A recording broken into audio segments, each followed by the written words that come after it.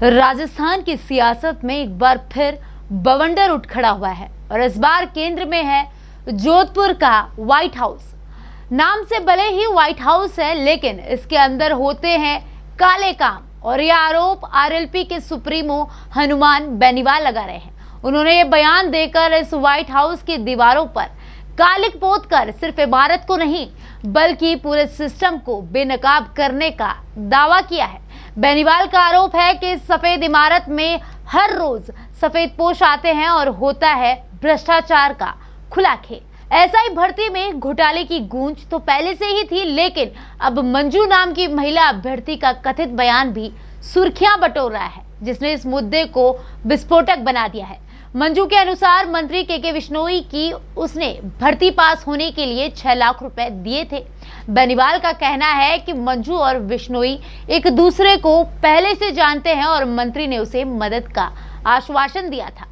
मंजू के कथित बयान में यह भी कहा गया है कि जोधपुर स्थित तो व्हाइट हाउस नाम की एक जगह पर भाजपा के कई नेता आते हैं और वहां हर तरह की सुविधाएं उन्हें उपलब्ध कराई जाती है। क्या कुछ कहा हनुमान बेनीवाल ने अपने बयान में, आप भी सुनिए। हो रही ये व्हाइट हाउस है के बिश्नोई मंत्री का जोधपुर के अंदर, और ये व्हाइट हाउस इसलिए कहते हैं कि वहाँ हर तरीके की सुविधाएं उपलब्ध है व्हाइट हाउस के अंदर।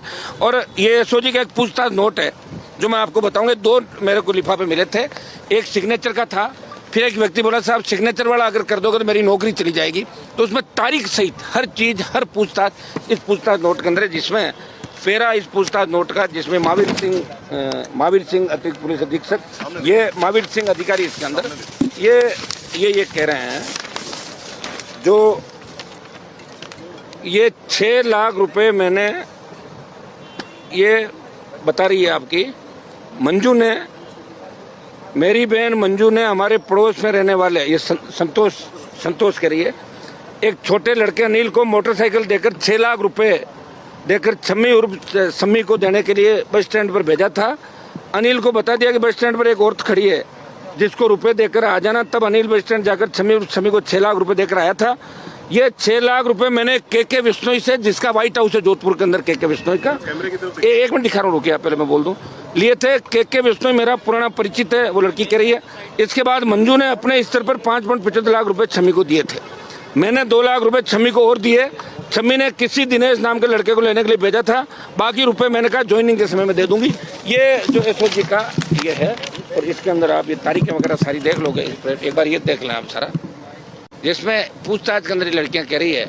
और व्हाइट हाउस के अंदर ये कह रही है कि भारतीय जनता पार्टी के बहुत से नेता भी व्हाइट हाउस के अंदर आते थे, के बिश्नोई के व्हाइट हाउस। अब व्हाइट हाउस क्यों नाम है, इससे आप अंदाजा लगा सकते हो कि व्हाइट हाउस किसको नाम दिया जाता है। व्हाइट हाउस तो अमेरिका के अंदर है, तो ये जोधपुर का वो व्हाइट हाउस है, वहाँ तमाम तरह की सुविधाएं मिलती है वहाँ, और जिसमें पूछताछ के अंदर लड़कियां कह रही है। और व्हाइट हाउस के अंदर ये कह रही है कि भारतीय जनता पार्टी के बहुत से नेता भी व्हाइट हाउस के अंदर आते थे, के बिश्नोई के व्हाइट हाउस। अब व्हाइट हाउस क्यों नाम है, इससे आप अंदाजा लगा सकते हो कि व्हाइट हाउस किसको नाम दिया जाता है। व्हाइट हाउस तो अमेरिका के अंदर है, तो ये जोधपुर का वो व्हाइट हाउस है, वहाँ तमाम तरह की सुविधाएं मिलती है वहाँ।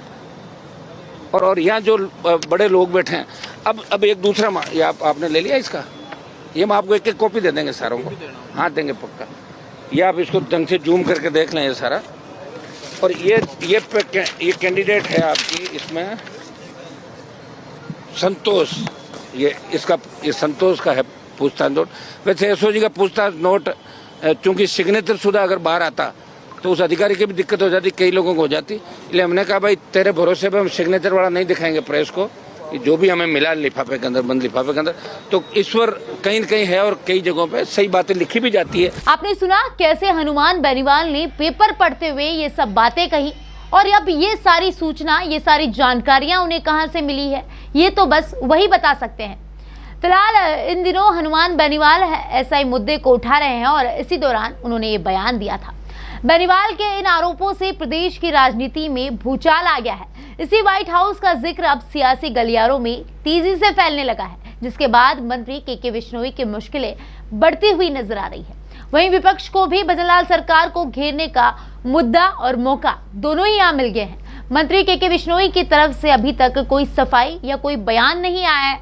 इन सब के बीच सबसे बड़ा सवाल ये है कि क्या मंत्री के बिश्नोई इस पर खुलकर सफाई देंगे? या फिर इस चुप्पी के पीछे कोई और राज है? विपक्ष हमला बोल चुका है और जनता जवाब मांग रही है। जोधपुर का व्हाइट हाउस अब सिर्फ एक पता नहीं, राजनीतिक गलियारों में एक चर्चा का बिंदु बनता जा रहा है, ठीक वैसे ही जैसे लाल डायरी। पीएम मोदी ने भी चुनावी मंच से लाल डायरी का जिक्र किया था, तो क्या अब व्हाइट हाउस की बारी है? राजस्थान में बीजेपी यह आरोप लगाती रही है कि एक लाल डायरी है जिसमें अशोक गहलोत सरकार के भ्रष्टाचार से जुड़ी सारी जानकारियां हैं।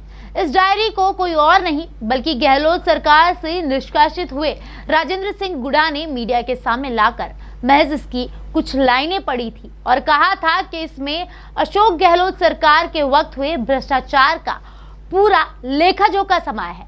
और अब राजस्थान की राजनीति में व्हाइट हाउस का मुद्दा गर्मा गया है। अब हनुमान बेनीवाल के इस बयान में कितनी सच्चाई है ये तो समय बताएगा, लेकिन इतना तय है कि जोधपुर के व्हाइट हाउस ने भाजपा नेताओं के माथे पर चिंता की लकीरें बढ़ा दी है।